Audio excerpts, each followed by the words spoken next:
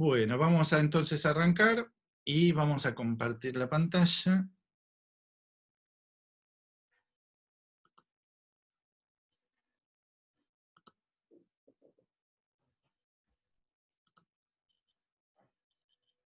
Muy bien. ¿Me ven bien? ¿Ven bien la pantalla compartida? Sí, se ve bien. Bueno, como este es el tema que vamos a ver, el conocimiento como discurso, y vamos a arrancar con un epígrafe de uno de los científicos más representativos a nivel de representaciones sociales sobre la ciencia, y las científicas, más los que las, en nivel de representaciones sociales, y más ligado a las ciencias duras que a las ciencias, llamémosle, humanísticas, o las ciencias sociales, que es el motivo, el foco que estamos haciendo en esta reunión. Y esta es una especie de epígrafe, o es un epígrafe, pero quiero que leamos lo de arriba nada más, o sea, la primer renglón nada más. El motor de la ciencia, dice, es la curiosidad con las preguntas constantes. ¿Y eso cómo es? ¿En qué consiste? ¿Cómo funciona?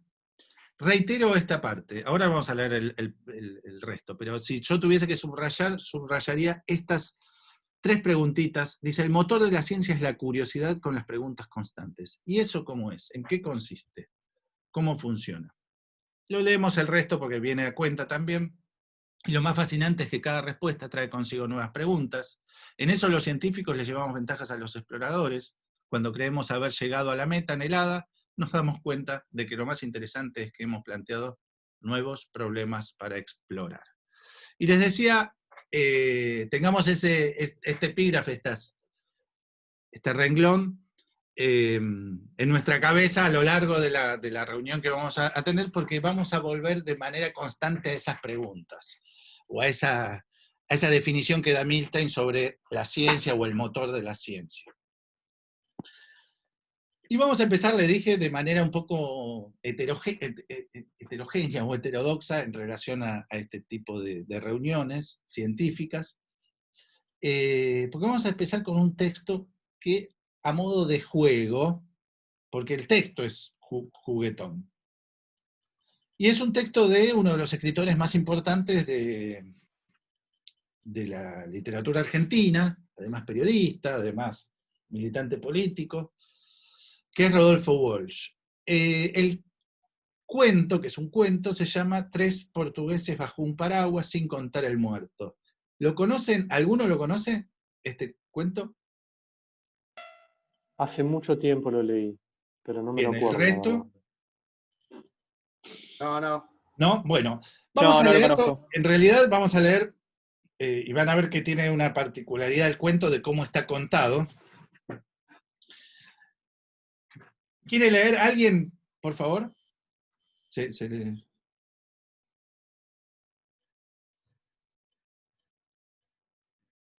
Dale, yo te hago la segunda. Dale, el primer portugués. Ahí está mal escrito, dice el primer portugués. Ok. Bueno, listo. El primer portugués era alto y flaco. El segundo portugués era bajo y gordo. El tercer portugués era mediano. El cuarto portugués estaba muerto.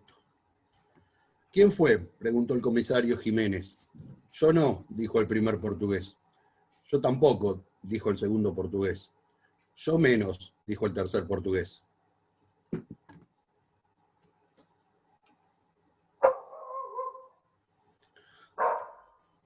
¿Me vas a hacer leer todo? Sí, son 25 filminas, son nada más. Daniel Hernández puso los 4 sombreros sobre el escritorio. El sombrero del primer portugués estaba mojado adelante.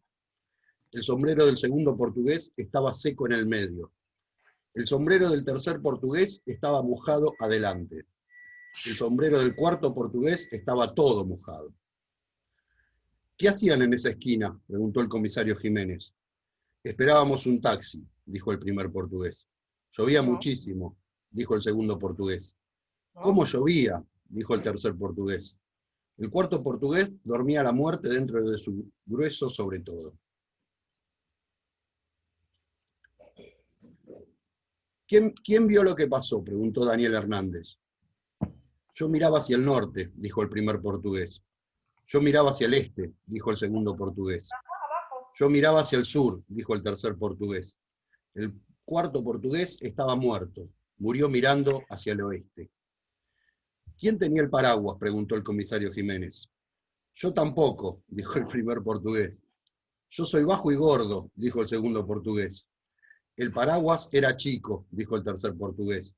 El cuarto portugués no dijo nada, tenía una bala en la nuca. No me mentiste, ¿eh? No faltan... ¿Quién oyó el tiro?, preguntó Daniel Hernández. Yo soy corto de vista, dijo el primer portugués. La noche era oscura, dijo el segundo portugués. Tronaba y tronaba, dijo el tercer portugués. El cuarto portugués estaba borracho de muerte. ¿Cuándo vieron al muerto?, preguntó el comisario Jiménez. Cuando acabó de llover, dijo el primer portugués. Cuando acabó de tronar, dijo el segundo portugués. Cuando acabó de morir, dijo el tercer portugués. Cuando acabó de morir. ¿Qué hicieron entonces?, preguntó Daniel Hernández. Yo me saqué el sombrero, dijo el primer portugués. Yo me descubrí, dijo el segundo portugués.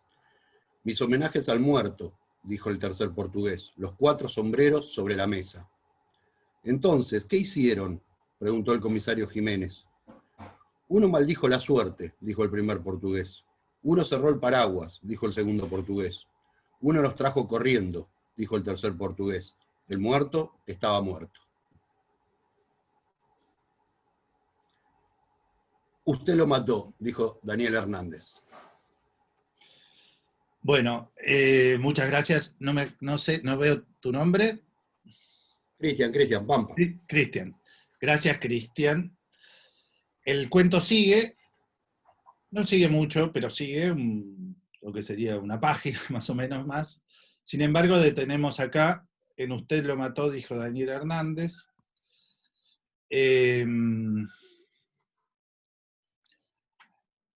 Solo un comentario con respecto a esta modo de escribir, como modo de plantear este cuento, que es bastante particular en relación a parece un juego de niños, digamos. Sin duda es una cuestión genérica que aparece acá,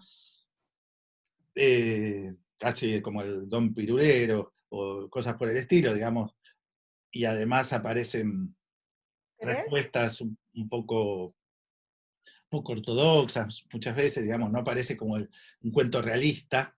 Sin embargo, aparece esta idea de un género muy particular y muy importante en la historia de la literatura en general y la historia de la literatura popular en particular, que es el llamado género policial, que no solo se dio en literatura, obviamente, sino se dio también en el cine, se dio también en la historieta, se dio también en las series, donde tiene una característica bastante particular la idea del género policial. Uno de los cultores en la literatura argentina es el propio Rodolfo Walsh.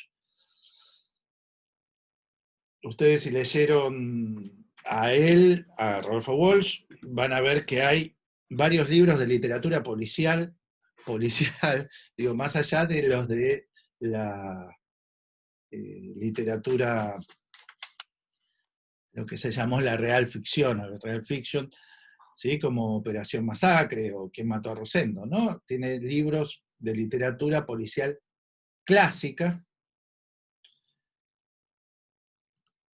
como este, que no es donde saqué el libro, donde saqué el cuento, sino este que se llama Variaciones en Rojo. Variaciones en Rojo, este es el prólogo, una partecita, el final del prólogo de Variaciones en Rojo, que es un libro que tiene 3 cuentos policiales, y al final del prólogo este dice: tampoco he renunciado a otra convención que hunde su raíz en la esencia misma de la novela policial. El desafío al lector. En las 3 narraciones de este libro hay un punto en que el lector cuenta con todos los elementos necesarios, si no para resolver el problema en todos sus detalles, al menos para descubrir la idea central, ya del crimen, ya del procedimiento que sirve para esclarecerlo. Es decir, lo que plantea Walsh, Mateo, sí, quería comentarte que hay un ciclo de televisión, posiblemente lo conozcas, que se llama Variaciones Walsh, que lo hizo la televisión pública hace algunos años atrás. Está completo en YouTube, me parece, y es una joyita. Te lo recomiendo y lo recomiendo muchísimo. En casa lo hemos visto creo que más de una vez incluso. Es Variaciones espectacular. Walsh, el ciclo es el de Piglia, ¿no? No sé quién lo hizo, pero digamos, no es documental, son como las historias de Walsh noveladas, Exacto. policiales. Sí, sí. ¿Es el que vos decís? Sí, ahora estoy, que lo hizo en Canal 7, ¿no? En televisión pública. Sí, Creo que lo sí, hizo Piglia, pero no estoy seguro. ajá. Igual Es una Piglia joya, ¿eh? tuvo, no sé si es el que vos decís, también tiene Ricardo Piglia, que es el escritor, quizás uno de los más importantes de las últimas décadas, también fue profesor en la Universidad de Buenos Aires y fue profesor, yo tomé clase, tenía clase con él en la universidad, después él renunció, bueno, lamentablemente también después falleció, me dio clase, o el seminario que hacía era sobre literatura policial, justamente. Ujú. Y hay unas clases en Canal 7, en televisión pública, está en YouTube, sobre Walsh y el género policial, por lo cual también es recomendable, y gracias a Hernán por el dato No, de, nada. de Walsh. Ujú. Eh, a ver, la literatura policial tiene su anclaje en varias características. Cuando hablamos de literatura policial, hablamos de literatura, en este caso, literatura policial clásica, que es esta novela de enigma, es decir, hay algo que no se sabe, que quiere que uno, digamos, a lo largo del relato, quiere saberse. Ya vamos a detenernos sobre eso. Pero hay una cuestión en esta novela clásica policial de interrogación al lector. En esa interrogación al lector aparece lo que decíamos recién en esta cita de Walsh. Es decir, hay un momento del relato, sea el relato si es una historia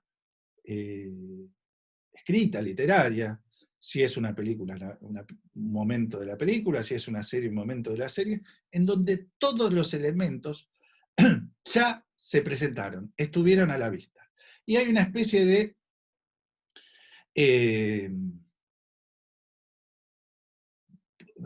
punzar, ¿cómo se dice? Instar al lector a esa reflexión sobre el develamiento del enigma. Y lo que dice Walsh acá en esto que veíamos recién, tanto es así que podemos dar cuenta fíjense el final del prólogo, dice, en las pruebas de imprenta ese momento transcurre en la página 39. Es decir, señor lector, usted antes de la 39, o cuando llegue a la 39, todos los elementos los tuvo a la vista. En Variaciones en Rojo, en la página 108, en Asesinato a Distancia, en la página 156. Señores lectores, puedo decir a ustedes, en el cuento que acabamos de leer, todos los elementos para saber quién fue el asesino están a la vista. Lo que les voy a proponer es en un minuto, en el chat de acá del Zoom, que pongan quién es el asesino y por qué creen que es el asesino. Tienen un minuto. Es de verdad, ¿eh?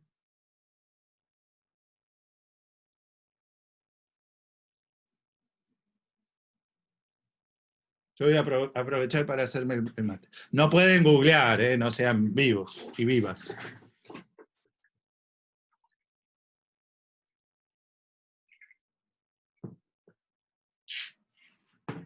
No veo que se mueva el chat.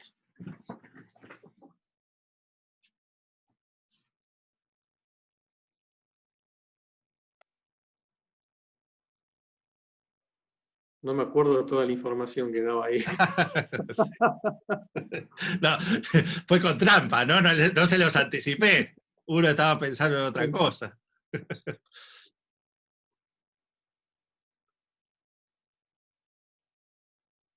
Igual lo vamos a poner rápido, igual es solo para ver después algunas cosas. Esto es lo que leímos recién, lo que leyó Cristian.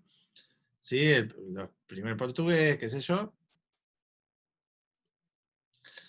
El sombrero del portugués está mojado adelante, el del seco en el medio, mojado adelante, todo mojado. Esperamos un taxi, llovía muchísimo, ¿cómo llovía? Yo miraba hacia el norte, dijo el primero, yo miraba al este, dijo el segundo, yo miraba al sur, dijo el tercero. El cuarto miraba al oeste, el muerto. ¿Quién tenía el paraguas? Yo soy bajo y gordo, el paraguas era chico, yo tampoco, dijo cada uno, ¿no? Yo tampoco, yo no, yo soy bajo y gordo, dijo el segundo, y el paraguas era chico, dijo el tercero. ¿Quién oyó el tiro? Yo soy corto de vista, la noche era oscura, tronaba y tronaba.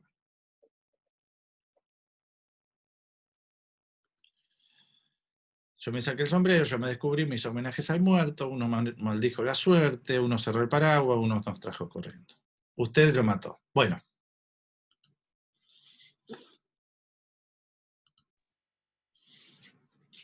Yo no opino porque lo conozco, lo hemos charlado. No. Entonces, Así que no, me mantengo al margen. como se dice, spoilear, no nos spoilea. Por eso, me mantengo al margen. Perdón, Mateo, Sí. me tuve que alejar del audio un segundo y no escuché. ¿Cómo fue la pregunta que hiciste? ¿Quién, les propongo que develen el enigma de quién lo mató. O sea, no sabemos quién lo mató o quién dice el comisario y el investigador que lo mataron. A mí me dio la lo que les sensación decía, si lo cuando... pueden escribir en el chat, pero si querés decirlo. No, lo escribo en el chat.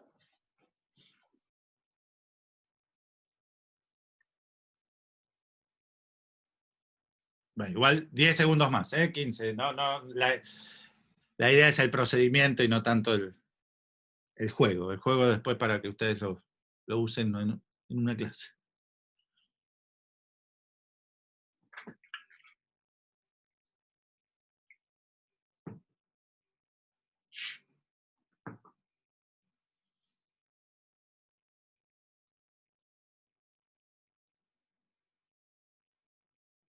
Miren que va a la horca, el que ustedes dicen va a la horca, así que hay un criterio de responsabilidad grande sobre el que están acusando.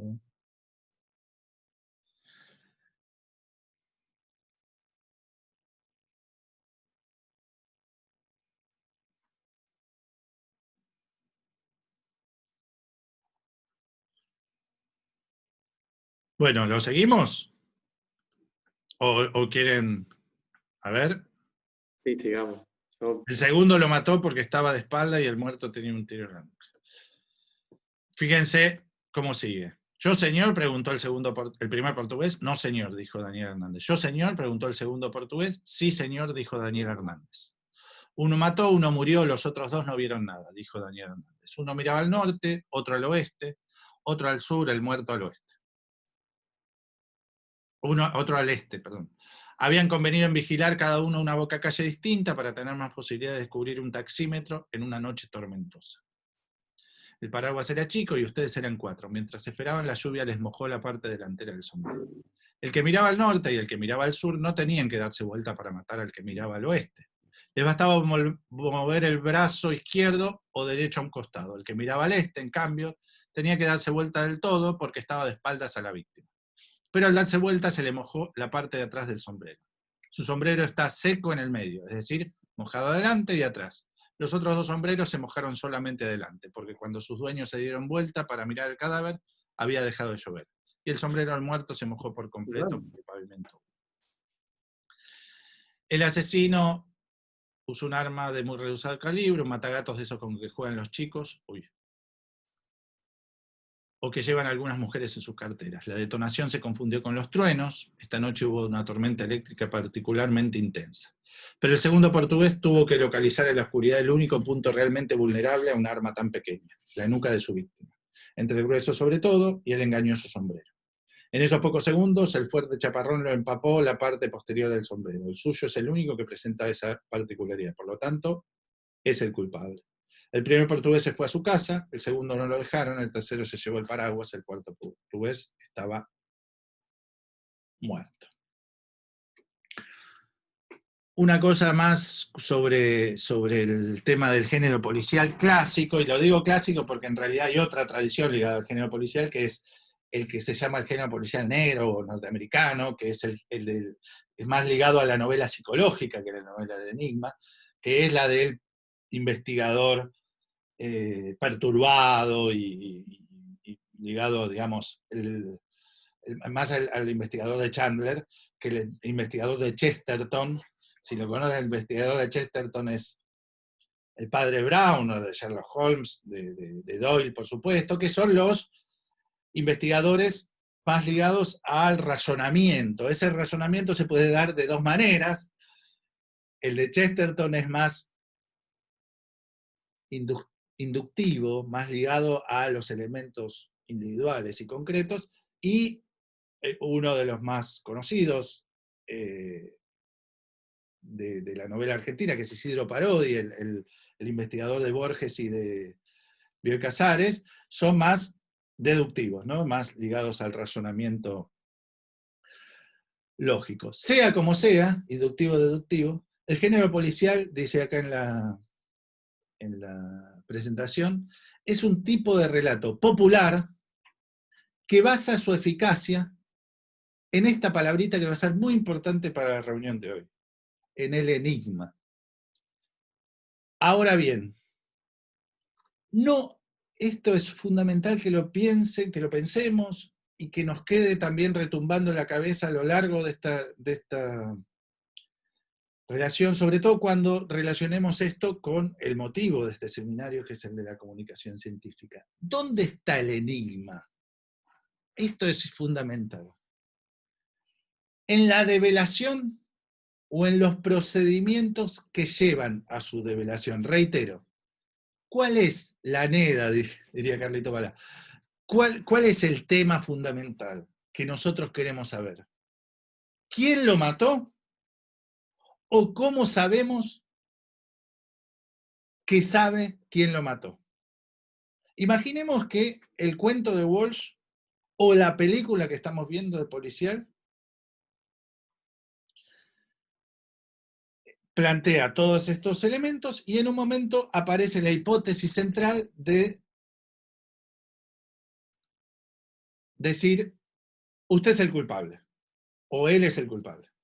Y realmente termina la película ahí. O termina la novela, o nosotros la dejamos ver. Y nosotros nos veríamos un poco estafados, porque nosotros lo que queremos saber es cómo logra saberse qué tal es el asesino, el culpable. Hay un ejemplo que parece medio raro en relación a la novela policial, pero es, por lo menos lo que yo veía cuando era chico, o sea, era en la época que yo era chico, es Scooby-Doo, el dibujo animado, después se hizo película, pero cuando yo era chico lo veía en dibujo animado, era un clásico ejemplo del relato policial, en donde había un enigma, había una develación, y la última parte, si alguien lo vio, lo va a recordar, había una especie de explicación de cómo se llegó a la revelación de ese enigma. Otro ejemplo también de cuando yo era chico, es cuando había solo pocos canales de televisión o manera de verlo, lo daban en Canal 2, si no me equivoco, que se veía bastante mal en mi San Martín natal, era la serie Petrocelli. No sé si alguien la vio, la serie Petrocelli. Maxi, no sé si la has visto. Sí, vi Petrocelli y también lo que decías de Scooby-Doo y otras que planteaban resolver casos. Sí, Sí, todas, eran muy, todas. muy entretenidas. Claro, Columbo Petrocelli dice también una era mujer. de un abogado, en este caso, donde no todos los abogados, no todas las novelas de la serie de abogados eh, son necesariamente policiales, pero sí el caso de Petrocelli, porque daba cuenta de, por supuesto, el enigma, si quieren, en términos técnicos, la quaestio, la hipótesis, y la argumentación de esa hipótesis, ¿sí? A través de estrategias argumentativas, las que uno vaya viendo a lo largo del tiempo o necesite para el uso. Entonces, ¿qué va a ser fundamental esta segunda oración? No en la develación del enigma está la clave del relato policial, sino en los procedimientos que llevan a su develación. Vamos a ver un poquito la estructura de esto que venimos hablando. De a qué le llamamos relato policial y a qué le llamamos el punto central del relato policial. Hay un texto muy interesante, bueno, uno de los teóricos literarios más importantes de la crítica y el análisis del relato en general, que es Todorov, y que tiene un texto que se llama, está en la bibliografía, lo van a ver ahí, Tipología de la novela policial. Es un texto breve que se encuentra en internet. Igualmente después, no sé si esto lo hacen normalmente, yo les voy a dejar unos PDF, esto no sé si tienen la posibilidad, si no, les sirve para aquellos que le interesen, de algunos textos que vamos a ir citando y otros que están en la bibliografía y no los vamos a citar porque no vamos a tener tiempo, no los vamos a citar explícitamente, pero se los voy a dejar para aquellos que les interese ampliar sobre estos temas. Entonces Todorov dice en este texto, Tipología de la novela policial, dice, las 150 páginas que separan el descubrimiento del crimen de la revelación del culpable están dedicadas a un lento aprendizaje. Las 150 páginas que separan el descubrimiento del crimen de la revelación del culpable, es decir, cuando estamos hablando del descubrimiento del crimen hay un muerto, ¿eh? Eso es el descubrimiento del crimen. Desde ese momento que se descubre que hay un muerto, hasta la revelación del culpable, es la distancia que separa entre el comienzo y el final de la novela policial. Se examina índice por índice, pista por pista. Veamos la estructura del cuento policial o el relato policial clásico. Insisto, ya no lo voy a decir más, pero sepan que cuando hablamos de cuento policial o de género policial, es el clásico o el inglés, digamos, más el de Agatha Christie o el de Doyle o el de Chesterton o el de Walsh o el de Borges, que el de norteamericano, ¿no? El género policial está compuesto por dos historias. Dos historias. Traten, insisto, de retener esto, porque después lo vamos a necesitar reponer. La historia del crimen, es decir, pasó esto, alguien mató a otra persona. Y la segunda historia, fundamental, es la historia de la pesquisa, es decir, de la investigación. Reitero, hay dos historias en el género policial. La historia del crimen, es decir, del suceso propiamente, una persona es muerta, es asesinada, y la segunda historia es la historia de la investigación sobre ese crimen. Vamos al primer punto. La historia del crimen, la historia de los sucesos, de lo que pasó. Consiste básicamente en tres puntos. Está terminada antes de que empiece la novela. La novela en general empieza una vez que eso ya se produjo. ¿Sí? Si alguien vio la película El secreto de sus ojos, ¿sí? la película de El libro de Sacheri, que ganó el Oscar, de Campanella, ¿sí?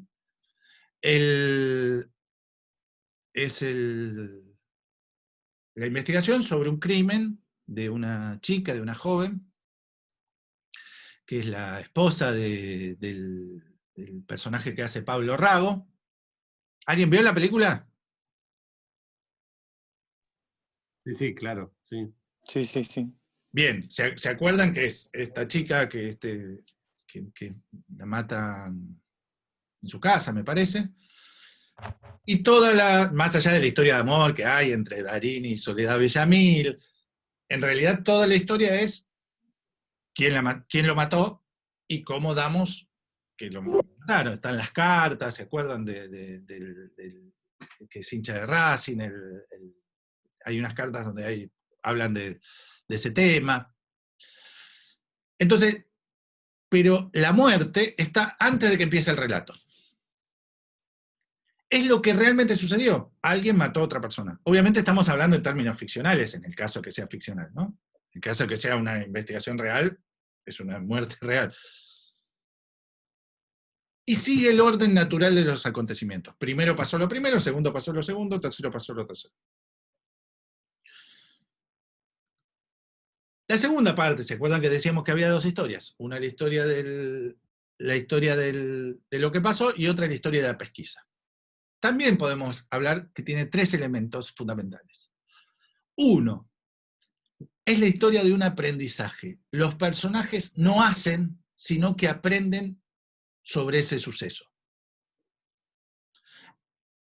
Esta historia de la pesquisa explica cómo el lector o el narrador toma conciencia del hecho. Lo que se revela es ese proceso, cómo se conoce esa develación. Y esa historia es mediadora entre el lector y lo que pasó. Es lo que nos permite abrir sobre ese proceso que llevó a la muerte a esa persona, si es que lo que puede ser otro suceso, ¿no? Que puede ser, en la carta robada de Poe no hay un crimen, hay una carta robada, ¿no? No siempre es un crimen, pero bueno, vamos a llamar crimen de manera común, o si quieren delito, o lo que sea. Enigma, ¿no? Sería el caso más.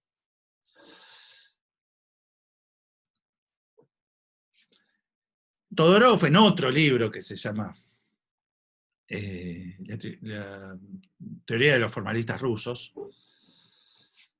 da cuenta, dice que en realidad, frente a la literatura, o a los relatos, lo que va a decir a los elementos narratológicos, ¿sí? La teoría de la narración, existen dos elementos presentes en toda obra literaria. Lo que va a llamar la fábula y lo que va a llamar la trama. La fábula es lo que realmente sucedió en la vida, ¿sí? Algo así como el crimen. Y la trama es el relato, los procedimientos a través del cual se cuentan eso. Y señala que no se trata de dos historias independientes, sino de dos puntos de vista sobre lo mismo. ¿Estamos hasta acá? Esta idea de cómo se constituye el relato literario en general, el relato, y cómo se constituye el relato policial en particular, como un género determinado que está compuesto por dos historias, uno lo que pasó y otro es el develamiento, que la clave no está tanto en saber quién es el asesino, sino saber cómo sabemos quién es el asesino, algo así como lo que vimos en el cuento de Walsh del Principio de los portugueses. Y la pregunta sería, ¿y la comunicación científica cómo es? ¿Cómo está constituida? ¿Cuál es su estructura? ¿Cuál es su NEDA? Diría Carlitos Balá. Había un personaje, lo cité varias veces porque había un personaje también, cuando éramos chicos, no sé si alguien llegó a Carlitos Balá, que decía, ¿y la NEDA cuál es? ¿Cuál es la cuestión principal? La expresión también puede ser de Minguito Tinguitela. Ah, ¿sí? ¿Cuál es la NEDA? Ah, Sí, mirá claro. vos, mirá vos. A mí siempre es una palabra que no sé si tiene traducción, y capaz que la tiene y es algo que existe coloquialmente, pero siempre me acuerdo de eso. En la de Carlitos Balá, si no me equivoco, capaz que tenés razón vos, y es que siempre le preguntaba lo mismo, y el tipo le respondía y él volvía a preguntar, ¿y cuál es la NEDA? Y le volvía, ¿era de Minguito? ¿Vos decís? No, los dos lo usaban, pero Ah, sí, los dos. Balá lo usaba como decías vos, Ah. y Minguito también decía, ¿y la NEDA cuál es? Esa, y la NEDA, Sí. bueno, ¿cuál es la NEDA de la comunicación científica? Pensemos un poquito en relación, como un eco de lo que ya vimos de la literatura policial, ahora en lo que nos toca en este seminario, en esta reflexión de cómo se constituye la comunicación científica. En principio hay dos historias en la comunicación científica. Una, la instancia del hallazgo científico. El hallazgo científico, piensen lo que piensen. La vacuna o investigaciones y develamientos ligadas a cuestiones sociológicas, a cuestiones psicológicas, a cuestiones ligadas a la lingüística o a la química. Cualquier hallazgo científico a través del método científico que ya conocemos, etc. ¿Sí? Y la publicación en las revistas científicas. ¿Sí? Esa sería la instancia del hallazgo científico. La segunda historia es la instancia de promoción, comunicación, divulgación de ese conocimiento. Dos historias en la ciencia, el hallazgo y la comunicación. Vamos a ver en qué consiste una historia y la otra historia. Vamos a ver la del hallazgo científico. Sucede necesariamente antes de su comunicación. Cuando empieza la comunicación, eso ya está hecho, ya está consumado. 2. Involucra la producción de un nuevo conocimiento, un avance en el campo científico. Ese descubrimiento, como dijimos hace un segundo, se realiza a través del método científico. Vamos a ver la otra historia en la comunicación. Transmite conocimiento, es la historia de un aprendizaje. No acciona, sino da cuenta de lo que se accionó. A su vez da cuenta del procedimiento científico y es mediadora entre el lector y la historia del descubrimiento científico. No sé si les resuena esto que estamos hablando, si es que hace poco lo dijimos ligado a otro tipo de género.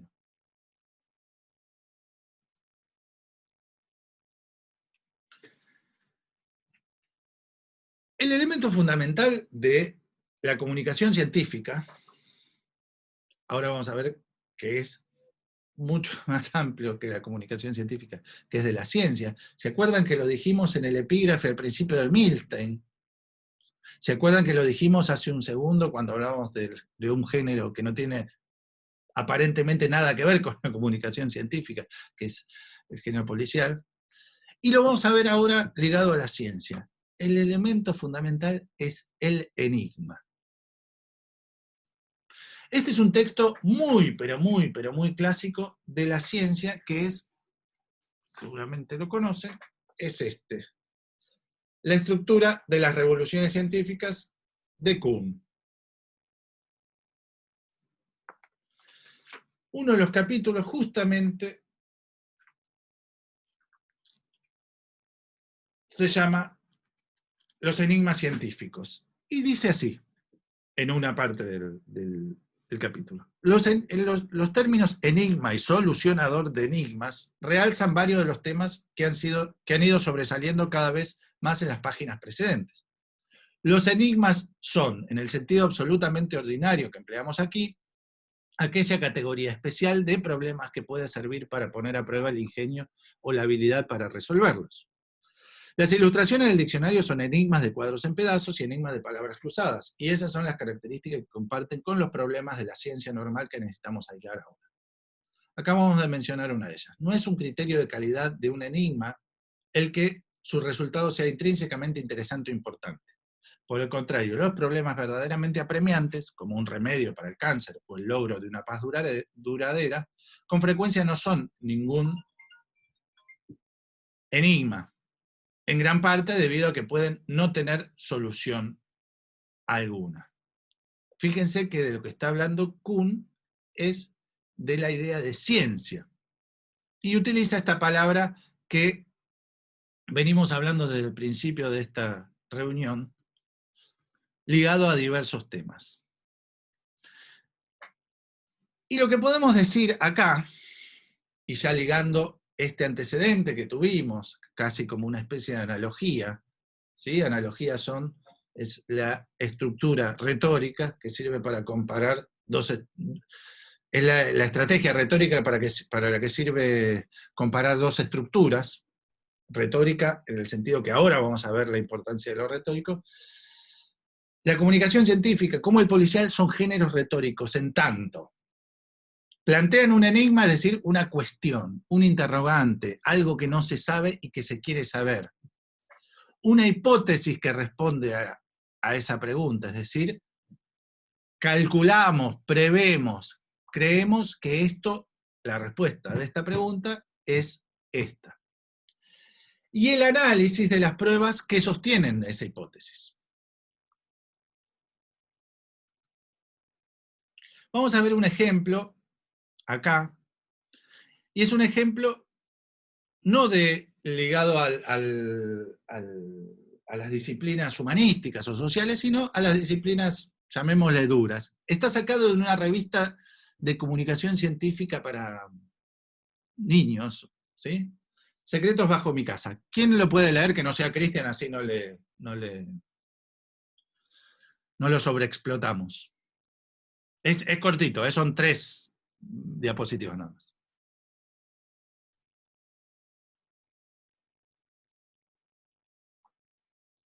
¿Están ahí? Bueno, yo lo leo. Vamos. Secretos bajo mi casa. ¿Tenés idea de lo que hay escondido bajo los cimientos de tu casa? Yo tuve la suerte de ver cuando las máquinas excavadoras comenzaron a hacer el pozo para construir los cimientos. Porque, como sabrás, las casas no se apoyan simplemente en el suelo, sino que tienen que tener una estructura que las sostenga, como las raíces de los árboles. La máquina sacó primero el suelo. ¿Vos creías que el suelo es solo una capa oscura sobre la que crecen las plantas? Pues no, por debajo de la capa oscura, el suelo tiene otras capas que lo forman y actúan juntas. Pero el pozo no terminaba allí. Más abajo apareció un sedimento muy particular que se encuentra por debajo del suelo en toda la región pampeana, el loess pampeano. Y el loess guarda muchos secretos que te iré contando. El primer secreto que apareció en los cimientos de mi casa estaba encerrado en una piedra chata, lisa y poco curva, donde se veían marcas cuadradas y puntos como si fueran chapitas soldadas. Un fósil. Se trataba de restos de la caparazón de un animal que vivió hasta hace unos 10.000 años. Quizás te preguntes qué secretos puede contar una piedra. Es sorprendente, pero los fósiles no solo cuentan cómo era el animal, sino que nos dan pistas para reconstruir cómo era el clima, la alimentación y los lugares en los que vivía.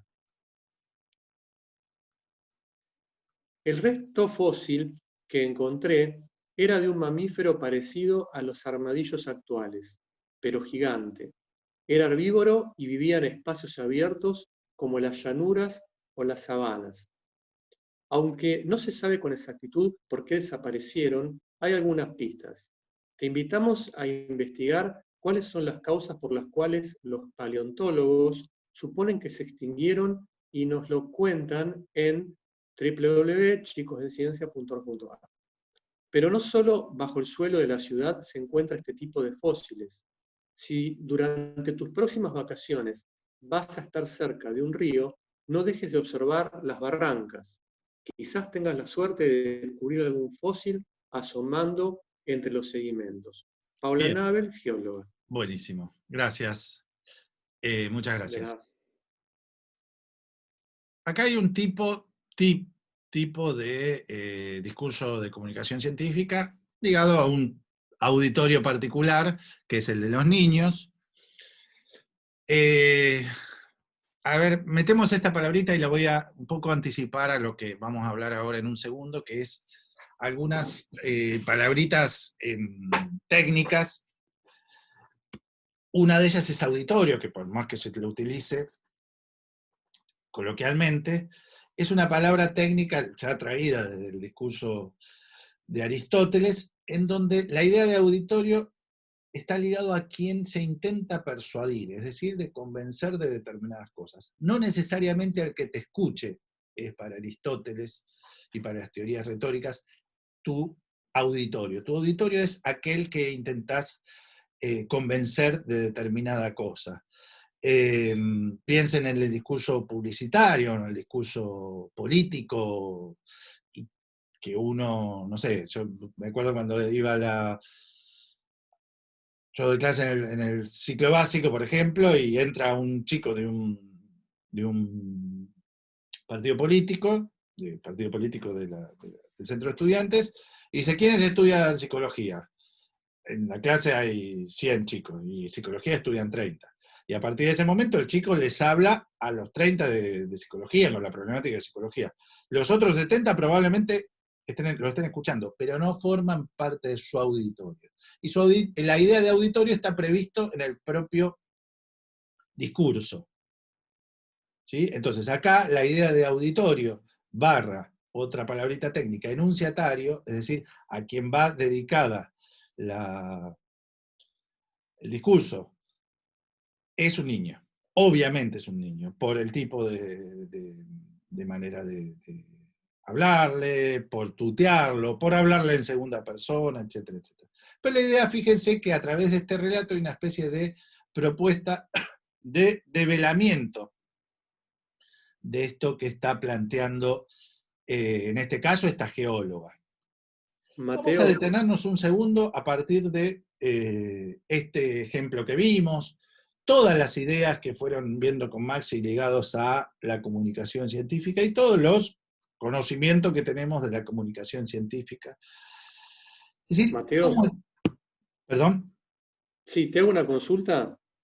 El auditorio como concepto, ¿es similar a lo que plantea por ahí desde un punto de vista más del marketing o de lo de mercado, lo que sería el target de una historia, de un cuento, de una noticia? Sí, absolutamente. La idea es, sí, tal cual, si querés, en un sentido, lo que pasa es que derivan de dos tradiciones muy distintas, pero Claro. la idea, a ver, vamos de la del auditorio, vamos a dos elementos, uno previo. Lo que se llama puesta en escena discursiva supone elementos del propio discurso que prevén roles. Uno, el enunciador, que no es la persona física, sino la persona, lo que Humberto Eco diría un ser de papel, ¿no? El propio generador de ese discurso propuesto por el propio discurso. Ejemplo, si yo tengo que escribir un texto amoroso, ¿sí? El enunciador sería Mateo amoroso, pongámosle como ejemplo. El discurso político, el discurso comercial, el discurso, digamos, propone un propio enunciador. Tanto es así que puede ser falaz, ¿sí? Si en un texto de la misma revista esa vemos un texto que dice, soy José de San Martín, ¿sí? Y le explica quién es a partir de una primera persona, el enunciador sería ese José de San Martín, que es muy distinto, obviamente, al autor.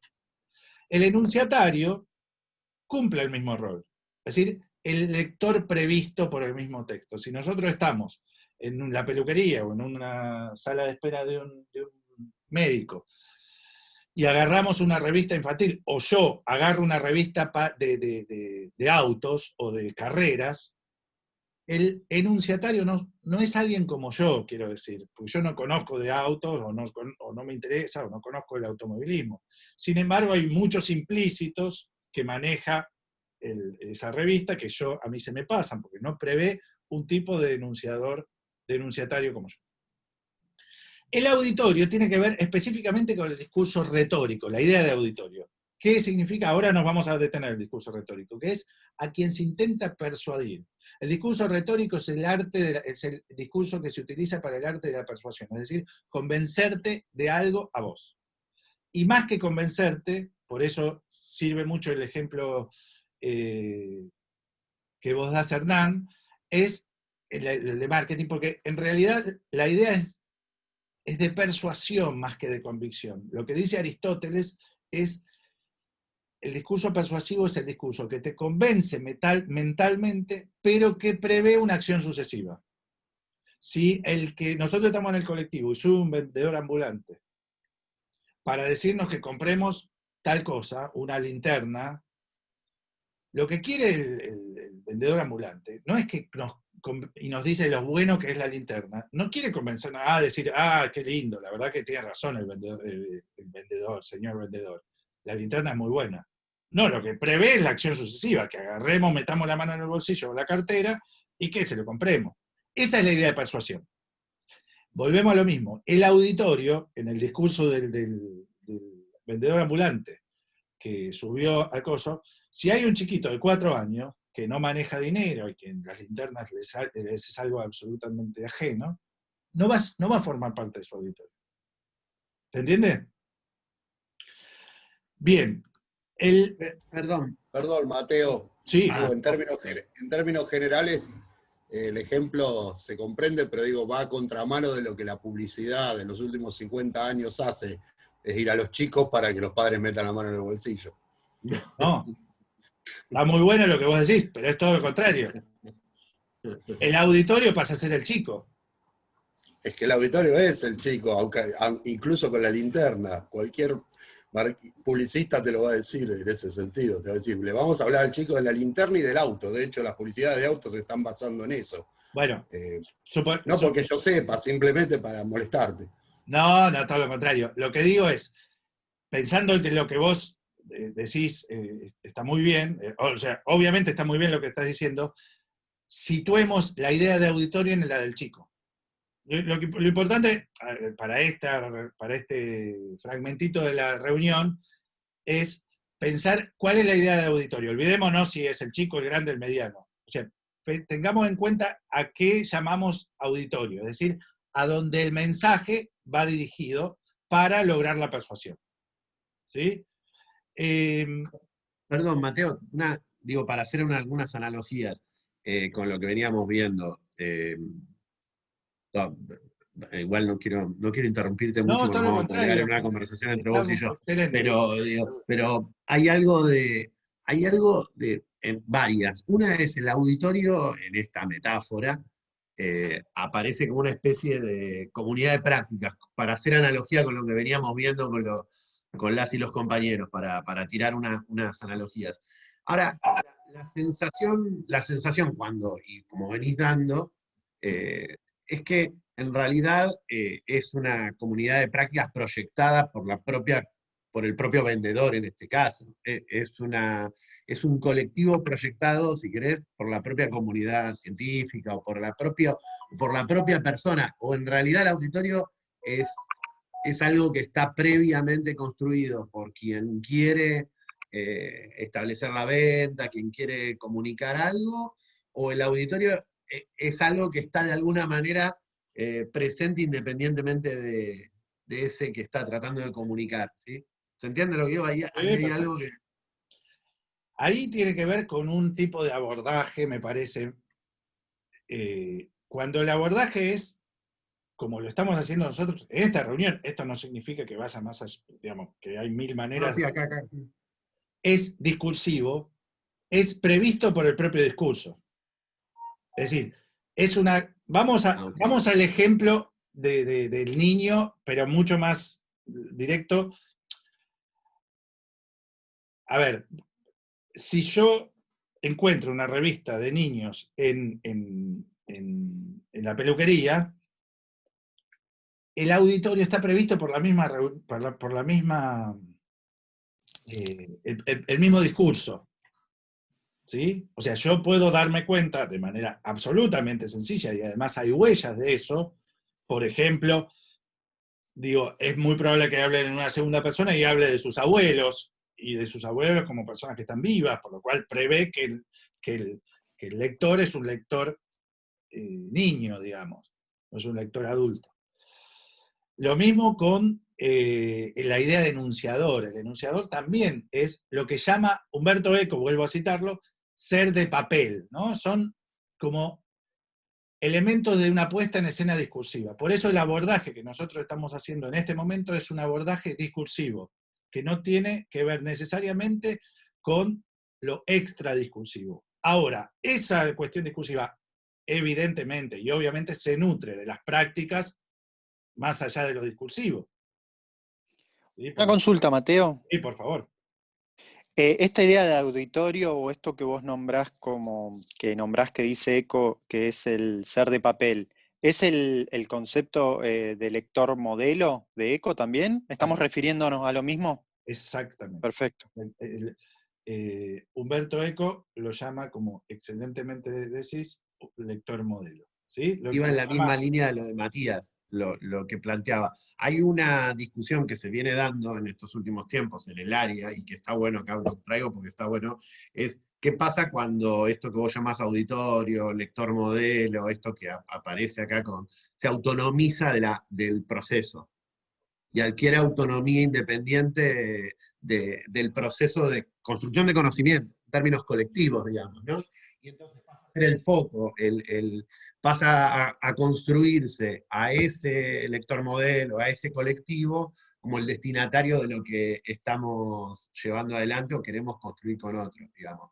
Cuando se autonomiza, el orden del discurso aparece como independiente del resto de las cuestiones, ¿no? Y por eso lo preguntaba cómo se estructuraba en ese sentido. No, hay varias cosas de todo esto que por eso me parece una maravilla de esta posibilidad de hablar de estas cosas un sábado a la mañana, por lo menos para mí. La idea de auditorio, volvamos a precisarlo, la idea de auditorio tiene que ver con un tipo de género específico que es el género retórico. Está bien. Esta es, digamos, que es distinta a la del enunciatario, el lector modelo, que es más abarcativo. Es todo enunciado, prevé en un enunciador y en un enunciatario. La idea de enunciatario es la idea de lector modelo de Eco. Dentro de la idea de lector modelo o de enunciatario, está la idea de auditorio. Auditorio tiene que ver con un género específico, al que nosotros nos vamos a hacer bastante referencia acá, ya que vamos a plantear, y por eso se los anticipo, a la idea de comunicación científica como un discurso retórico, o eminentemente retórico. Ahora vamos a ver por qué también lo vamos a llamar ahí. Por eso también la idea de auditorio va a ser fundamental para una discusión, una charla sobre comunicación científica. Y el segundo punto, y esto que decía Maxi recién, creo que es súper interesante en general, en particular con la comunicación científica, pero en general, también lo vamos a citar, pero ahora cuando hablemos un poco de género, pero básicamente tenemos que dar cuenta que los géneros discursivos, incluyendo los retóricos, son géneros sociales e históricos. Es decir, que la autonomía de esa, digamos, cuando Bakhtin, que es quien plantea, ahora lo vamos a nombrar, la idea de discurso, va a decir que son esferas sociales. Tanto es así que nosotros podemos dar cuenta de determinadas diacronías de los géneros, es decir, cómo van cambiando. Eso habla de que los procesos sociales son los que van cambiando y complejizando. Cosas muy sencillas de dar cuenta de esto es por la positiva y por la negativa. Por la positiva, dar cuenta de las relaciones interpersonales, familiares, hace 100 años eran sumamente distintas a cómo hoy nos dirigimos en nuestras familias o con nuestros padres, o ¿sí? Desde cuestiones de mayor o menor respeto a lo que se considera respeto, no es que uno es irrespetuoso, sino se considera respeto desde decirle de usted hasta hablar determinados temas o dejarlo de hablar. Y hay discursos que están casi cristalizados, por ejemplo, y perdone la cuestión, pero me llama la atención, yo voy a un acto escolar de mi hija que tiene 9 años, y el discurso los discursos que se dan son muy parecidos a los que yo escuchaba cuando ya era chico, y me parecían estrafalarios ya. O sea, hay ciertos discursos, llamen por X razón, no importa, digamos, no, capaz que si yo tengo que dar un discurso lo digo de la misma manera, no es que es una crítica o un abordaje de género. Hay géneros más autónomos, como decía recién Maxi, como despegado de cierto dinamismo y cristalizado.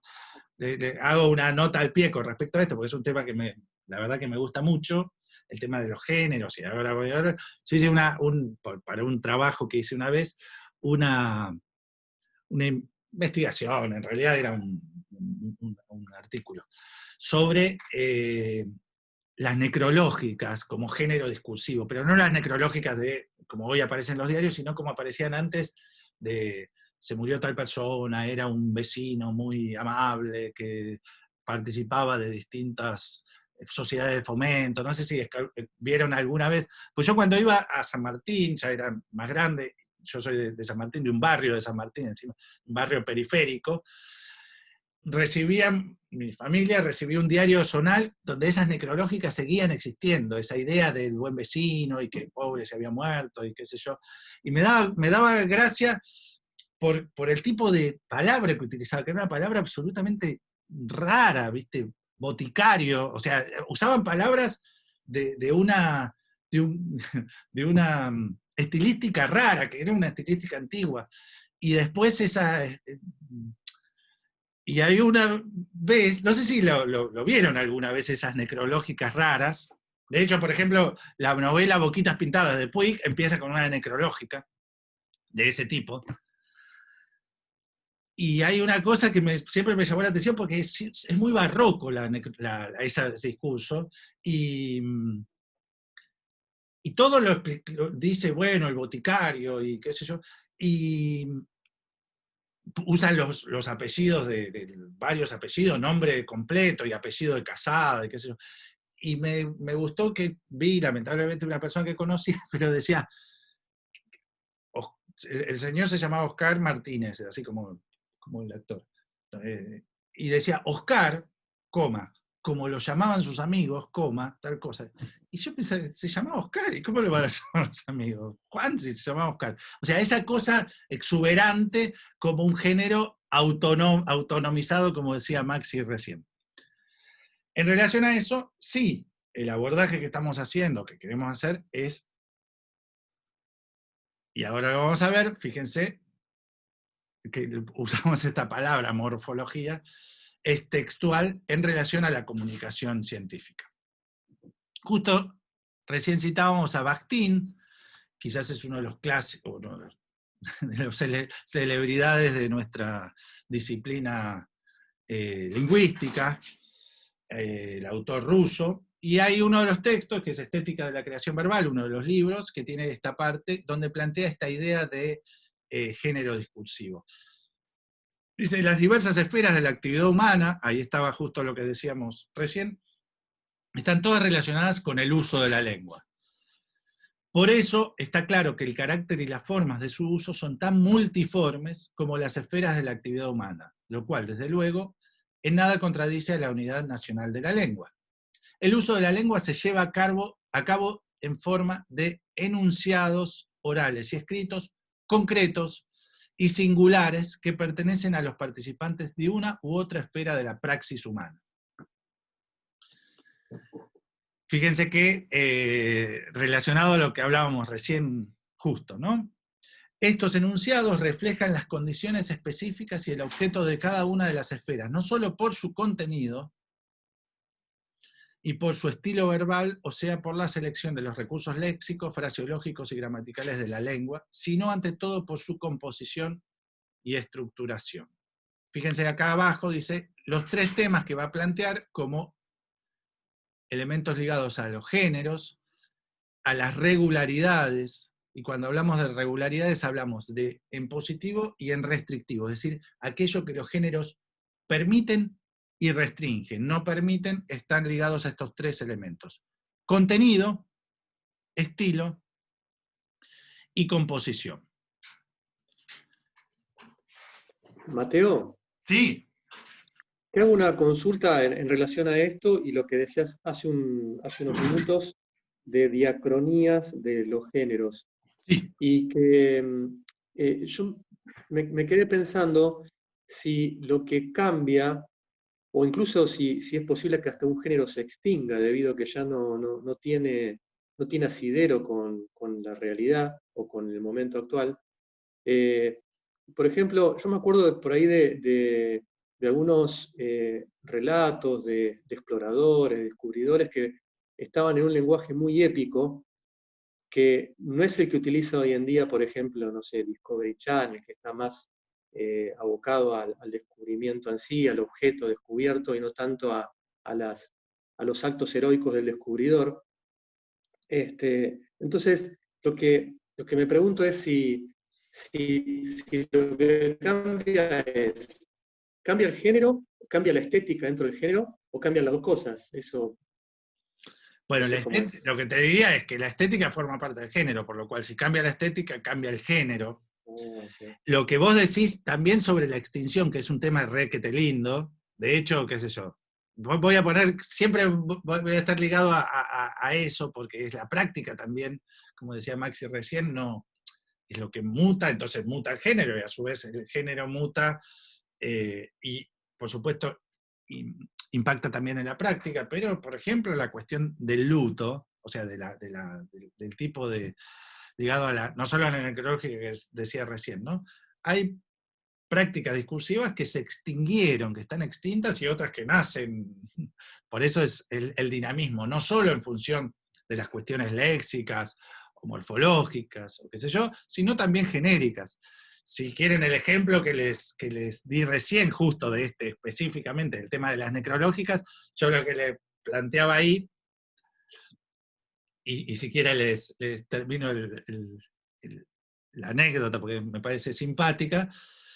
Yo había planteado eso y lo había mandado a publicar, y qué sé yo, sobre las necrológicas. Porque a mí me interesaba hablar de los géneros y esto que estamos hablando en este ratito de la reunión, sobre la diacronía de los géneros, las cosas, etc. Y lo que planteaba es que el género necrológica, en el sentido narrativo, insisto en esto que decíamos, era un género extinto. Y como todo género extinto y pudoroso, me acuerdo que le había puesto, porque se iba a morir a las afueras, a los márgenes. Y ahí citaba el despido de San Martín, como diciendo, se iba retrayendo en el sentido del centro a la periferia. Porque, bueno, hasta los 70, principios de los 70, creo que 72, daba cuenta, era un género de los diarios nacionales todavía. Y después, bueno, ya se fue extinguiendo y se va retrayendo a los diarios, o a los periódicos, periféricos, etc. Era una especie de... la necrológica que se muere era una especie de recursividad que me servía... Toda una paradoja, claro. Sí, más que era recursivo, era una especie de cosa que me servía hasta de... Bueno, resulta que yo, contento conmigo mismo, con este trabajo, lo mando y ya estoy feliz de lo inteligente que soy. Voy viajando en el subte, acá no sé si estoy acá no sé si son todos Buenos Aires, bueno, estamos en el subte, y al lado va una persona leyendo el diario Clarín en ese momento, hace unos años de esto. Y miro de ojito, como hacemos regularmente, o cuando todavía se leía el diario, la cosa, en papel, y miro, se lo juro esto, cuando veo, está llegando al final del diario, hay una necrológica perfecta, hermosa, preciosa, como las de antes, en el diario Clarín. Casi me muero yo, se muere, porque digo, se me cae la hipótesis, se me cae, y yo soy un papelón, existe eso. Bajo del diario y bajo del subte, me voy a comprar el diario, lo miro, digo, perfecto, no, digamos, me destruye mi hipótesis, terrible esto que salió en el diario. Cosa que y tuve una intención que lamentablemente no la pude cumplir. ¿Vieron eso que están los mitos de levantar la tirada? O sea, ir a todos los kioscos y comprar todos los kioscos, todos los diarios para que no se me caiga la cosa. Bueno, efectivamente, era que de hecho lo guardé, era obviamente algo extraordinario que había salido, alguien que había pagado, porque lamentablemente había muerto, no sé si la esposa, qué sé yo, y había hecho una cosa narrativa de lo bueno que era la esposa y qué sé yo, no, pero era algo extraordinario. Bien, volvamos a la morfología de nuestra comunicación científica. No lo vamos a leer, acá solo quiero decirles lo siguiente con respecto a esto. Hay un teórico francés, Jean-Michel Adam, que plantea que los textos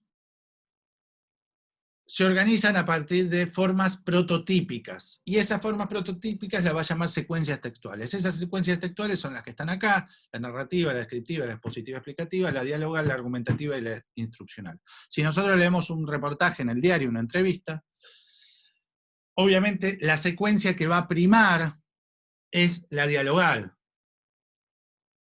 ¿Sí? Si nosotros leemos un cuento, la secuencia que va a primar es la narrativa. ¿Y por qué digo primar? Porque no existe, o por lo menos no es lo común, la idea de puro, donde todas las secuencias son, pero sí la que se prioriza.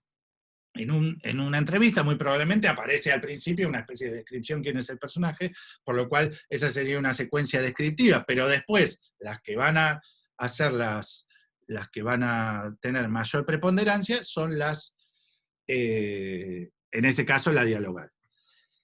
En un tipo de texto, de discurso ligado a la comunicación científica, las secuencias que van a primar son estas dos que están acá, que es la expositiva explicativa y la argumentativa. En estos casos,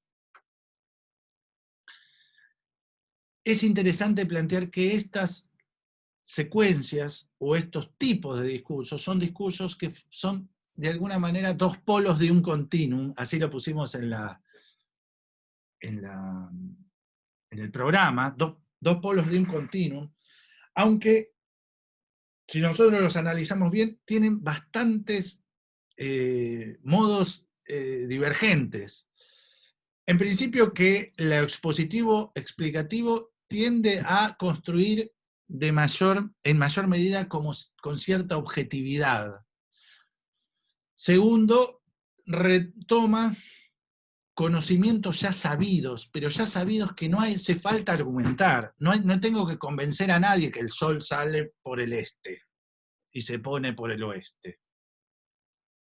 En todo caso, solo tengo que dar cuenta de eso.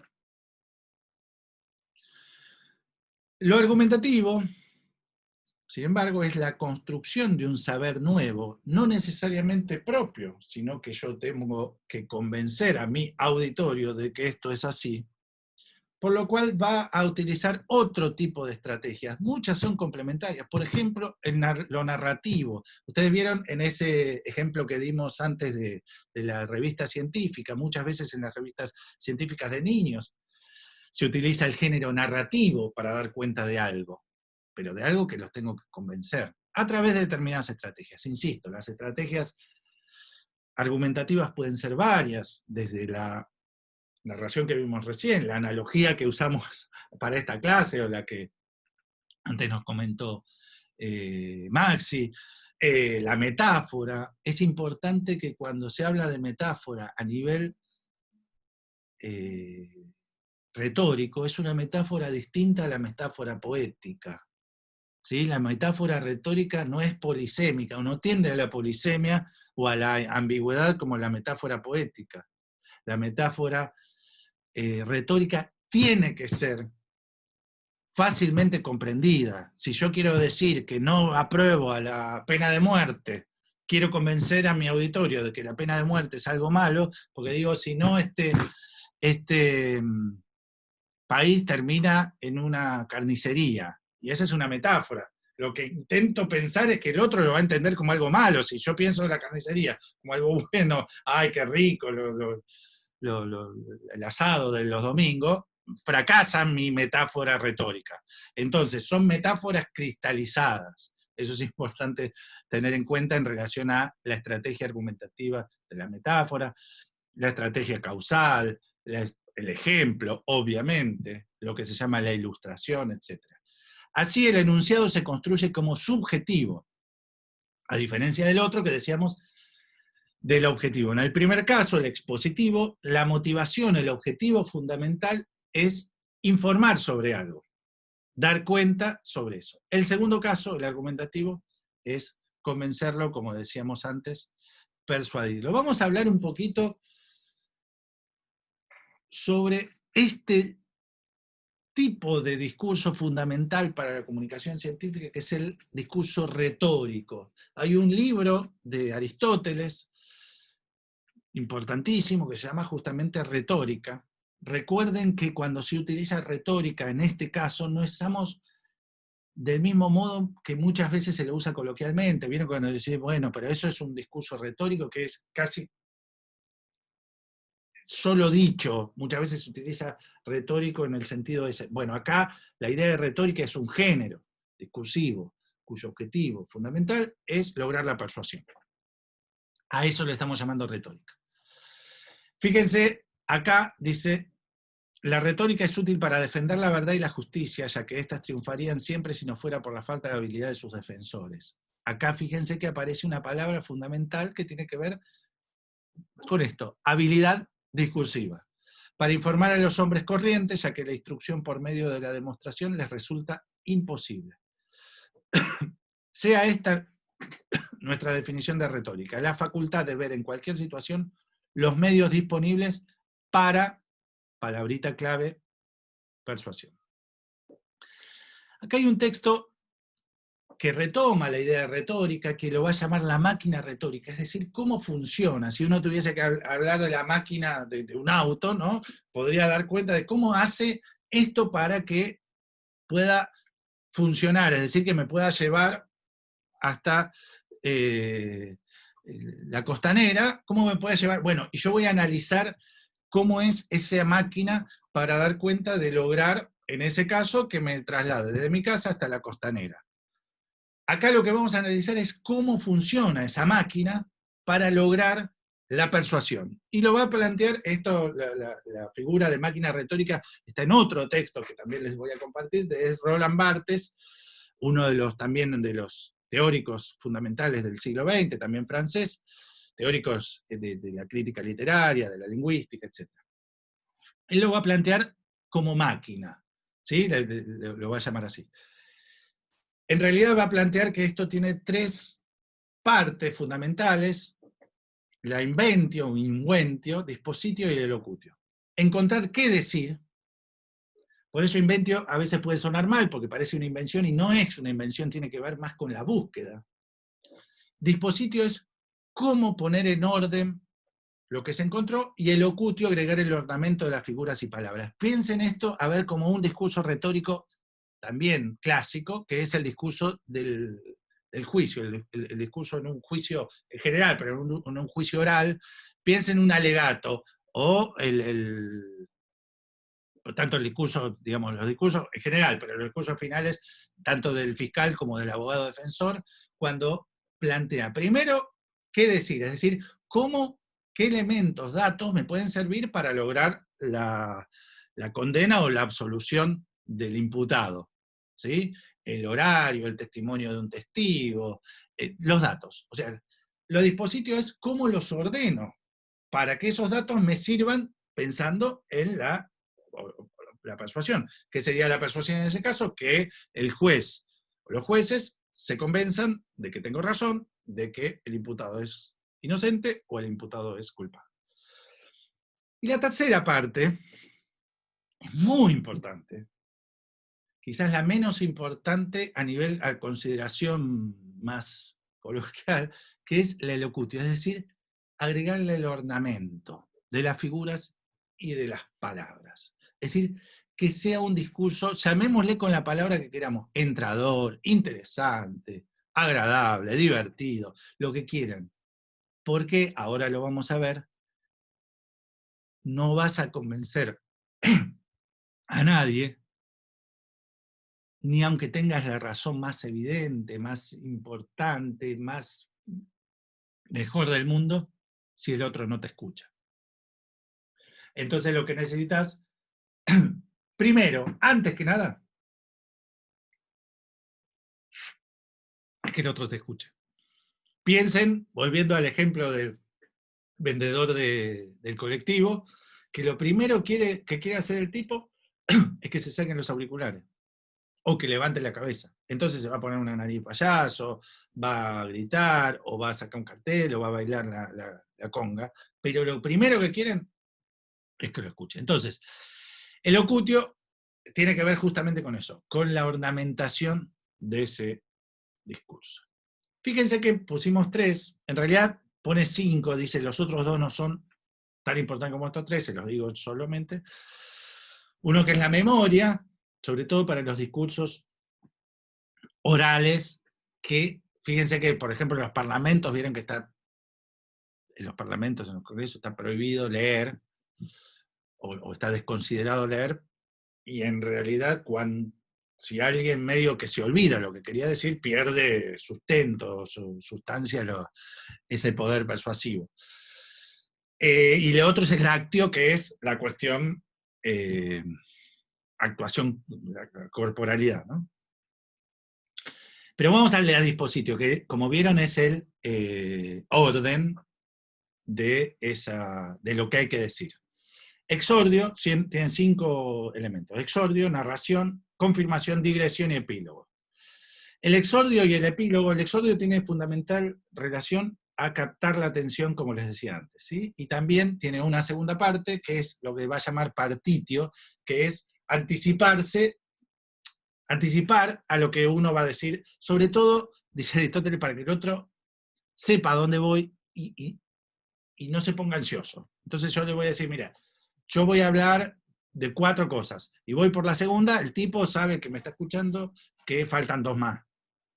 Eso podría ser en un artículo científico, por ejemplo, cuando en la introducción al final se dice, voy a dividir el artículo en estas partes y voy a hablar de estas cosas. Eso sería... Eso se llama técnicamente partitio. Ese es lo que acaba de decir, es el ejemplo perfecto. Pero también en una clase o en una conferencia, en todo caso, cuando uno hace explícitamente, describe la anticipación de lo que va a hablar. Y tiene un objetivo fundamental, que es orientar al otro, pero también una especie, orientar en la lectura, pero también una especie de, llamémosle de venta, es decir, de anticipo interesante, de decir algo, miren lo interesante que tengo para decirles, ¿no?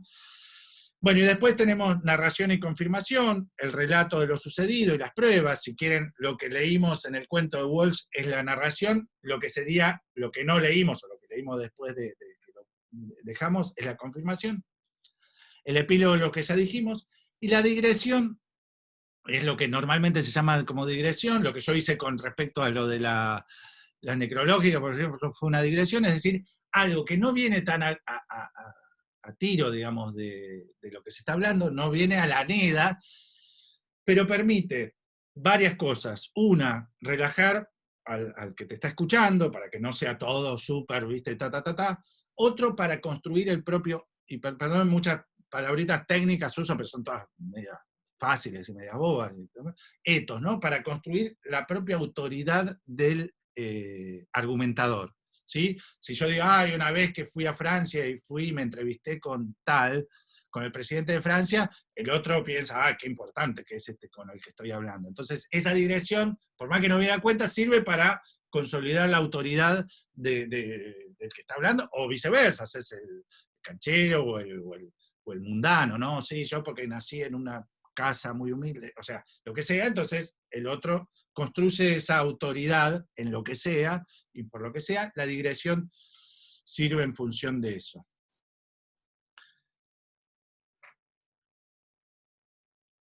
¿Se acuerdan que dimos cuenta al principio de el policial? Hicimos una analogía con la comunicación científica, diciendo que la fuerza persuasiva, es decir, la fuerza de la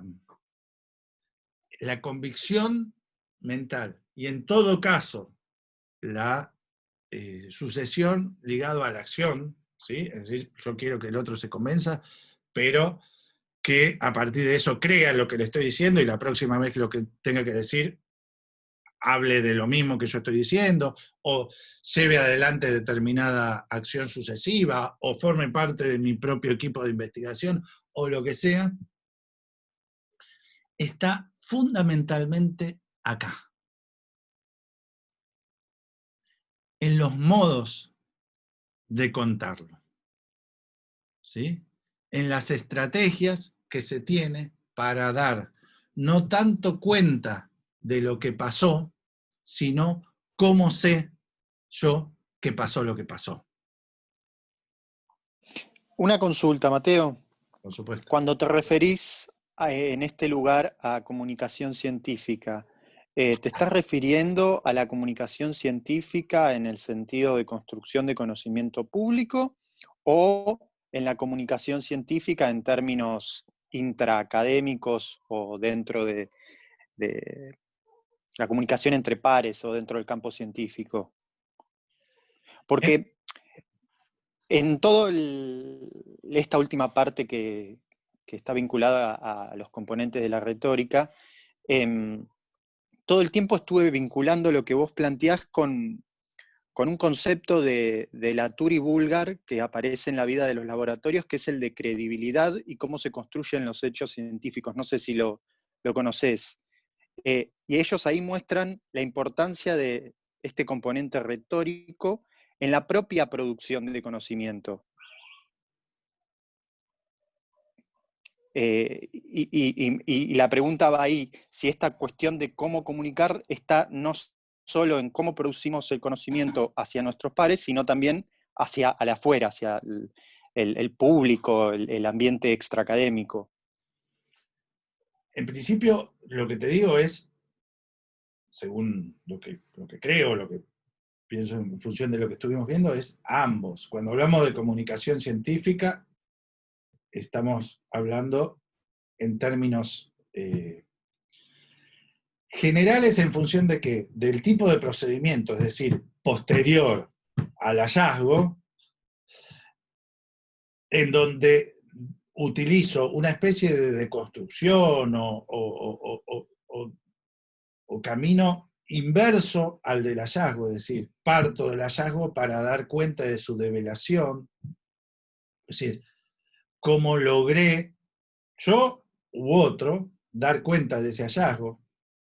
¿Sí? Si quieren, en la analogía es cómo sé que tal es el asesino. Es decir, el cuento policial, siguiendo con la analogía, es cómo me di cuenta de que tal es el asesino, cómo se dio cuenta el investigador. En el caso que vos decís, tanto en relación con los pares, como en la comunicación, llamémosle general, comunitaria, de la cuestión, el procedimiento, morfológicamente hablando, el tipo de discurso es similar. Lo que cambia es el auditorio.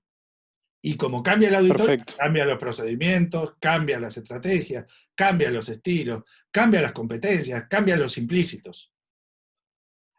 Bien, perfecto.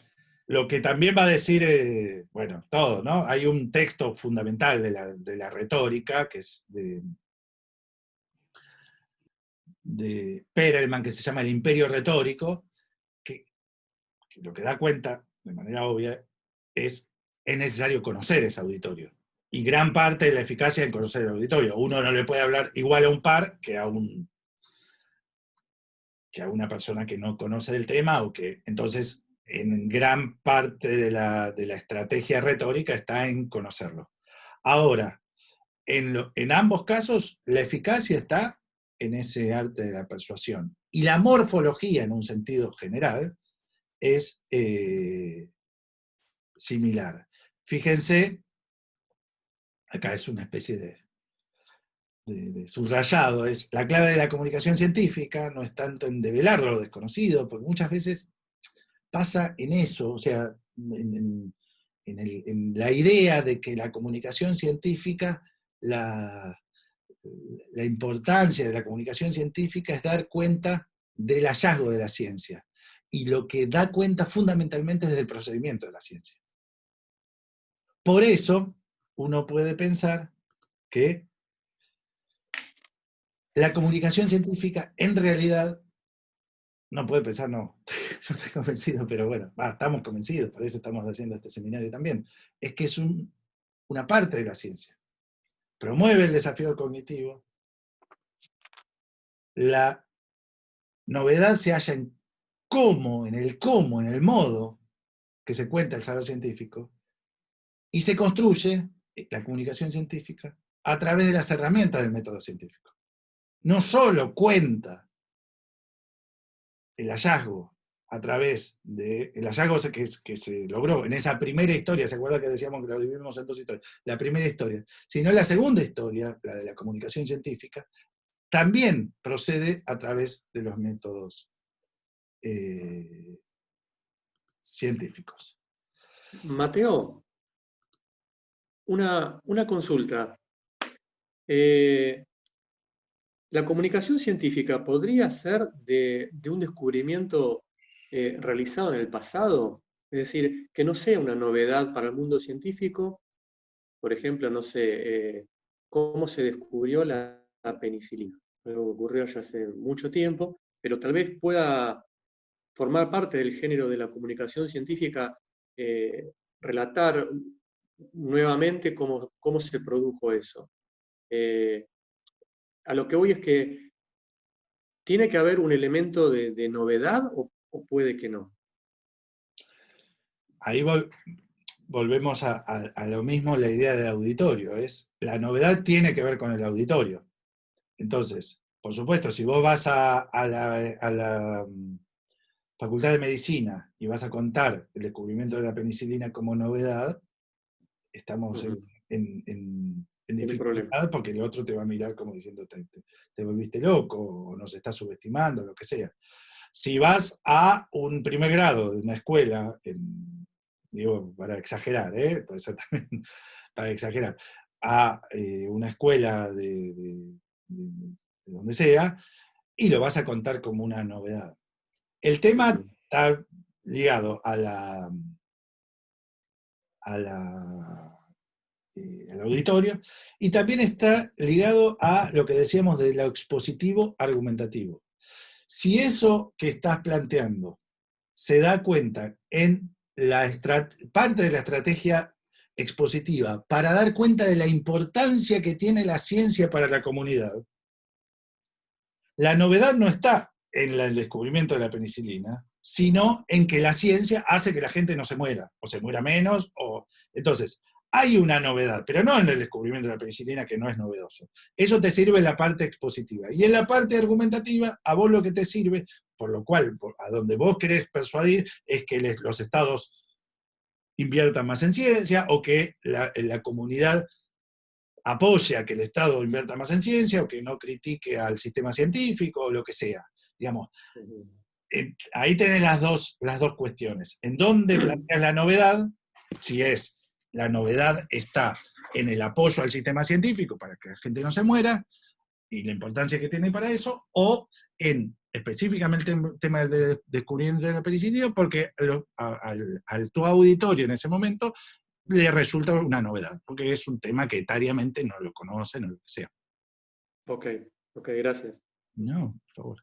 ¿Comentarios, dudas, preguntas?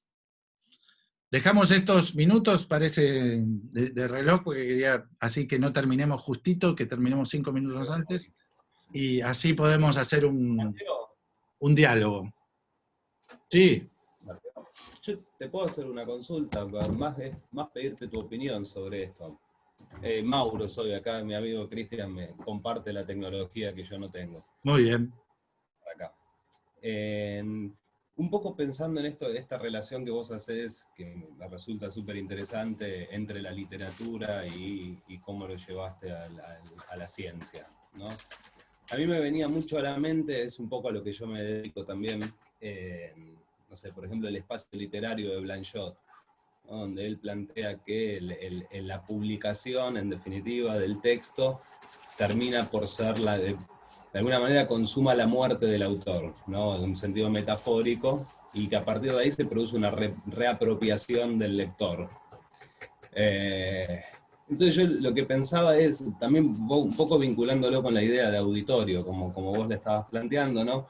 Sí, no se produce ahí también algo como una ruptura con esta idea de auditorio, y que trasladándolo a la ciencia uno podría decir, bueno, si esa reapropiación que se hace del texto coincide más o menos con la del autor, uno puede decir se produjo el conocimiento que se esperaba. Ahora, si no se produjo, no es una desgracia, sino que todo lo contrario. El encontrar las fisuras es lo que permite el avance de la ciencia. Que no se detenga la ciencia. Está buenísimo, está excelente también la analogía. Estoy viendo acá que vuelvo a la causa que está Walsh y no es, este es Walsh, pero no es que si hablo de Walsh pongo Walsh, si hablo de Caperucita Roja pongo Caperucita Roja, sino porque es una cosa, yo ya les dije, soy de San Martín y ahí en los fusilamientos que cuentan Operación Masacre se hicieron en San Martín, nosotros hicimos un ciclo de Suárez, sí. Entonces por eso tengo ahí, más por ambas cosas, por San Martín y por vos. No, con respecto a lo que decís, Mauro, ¿no? Mauro, Sí, espectacular. A ver, primero tiene que ver con lo que decía Milstein al principio, en realidad, la pregunta respondida genera nuevas preguntas, y ahí está la gracia, a diferencia del explorador. Con respecto a lo que... A lo de la apropiación a partir del auditorio, digamos, a ver, la gracia o la eficacia del texto persuasivo prevé su propia extinción, es como paradojal en relación a eso. Por supuesto, la idea es que genera una nueva pregunta, o una nueva duda, o una nueva incomodidad. O sea, cuando termina siendo cómodo. Por supuesto, lo mismo en la comunicación científica. Uno no va a comunicar aquello que es remanido, que ya se... O sea, no tiene que ver con lo que decíamos recién de la penicilina, ¿eh? Con algo, digamos, lo interesante es que sea incomodante hasta que pasa a ser cómodo. Digamos, en ese sentido, lo que es interesante es dónde está la duda para yo operar sobre esa duda y lograr la persuasión. Ahora, cuando ya yo no voy a persuadir a mi auditorio a que respire, porque digamos, no tendría ningún sentido, básicamente sería un discurso ineficaz porque nadie lo escucharía, no tiene sentido literalmente hablando. Entonces, está perfecto lo que decís, Mauro, en relación a la idea de eso, de apropiación de lo de Blanchot, de la muerte, del argumentador, llamémosle acá, cuando no tiene que argumentar. En ese sentido, lo pongo como nota al pie, lo iba a poner, pero iba a quedar muy largo, pero es una cosa que me gusta mucho porque contemporáneo a Bakhtin, al autor que nombramos antes, hay un autor que es muy desconocido, casi les diría un Salieri de Bakhtin, porque Bakhtin fue el Mozart, digamos, que se llama André Scholz. Planteó a nivel estructuralista una serie de cuestiones, y una de ellas, que está re linda, pero bastante desconocida, que se llama La teoría del caso. En realidad el libro se llama Formas simples, y dentro de unos capítulos hay uno que se llama caso. Y es parecido a lo que vos decías recién. La idea de caso, dice Scholz, es frente a determinadas regularidades, elegimos una. Pero eso no viene a confirmar la norma, sino a cuestionarla. Y cuando logra que ese cuestionamiento genere una nueva regularidad, deja de ser un caso. Lo pongo ejemplo muy sencillo porque no quiero hacerlo largo, por eso lo conté así medio. Cualquier idea de caso, siempre son medios feos, uno lo que se les ocurre, ¿no? Pero, qué sé yo, el caso María Soledad o el caso Carrasco. La idea es algo que no es la única vez que pasó. Sin embargo, que genera por determinadas cuestiones, o sea, es un elemento de las regularidades que viene a cuestionar esa regularidad, para generar una nueva regularidad. Y cuando eso sucede, deja de ser caso, según lo que dice Scholz.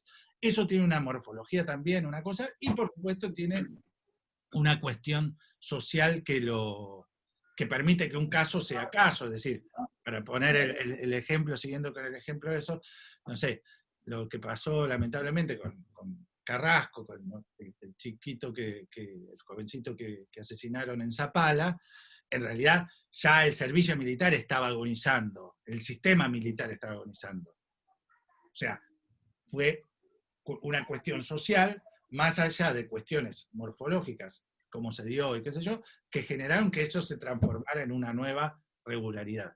Pero bueno, volviendo a eso, lo que vos decías es paradojal, porque es cuando se logra la eficacia de eso, es decir, el argumentador logra persuadir, se muere, como decía Blanchot. O Mauro, Sí. o se aliena.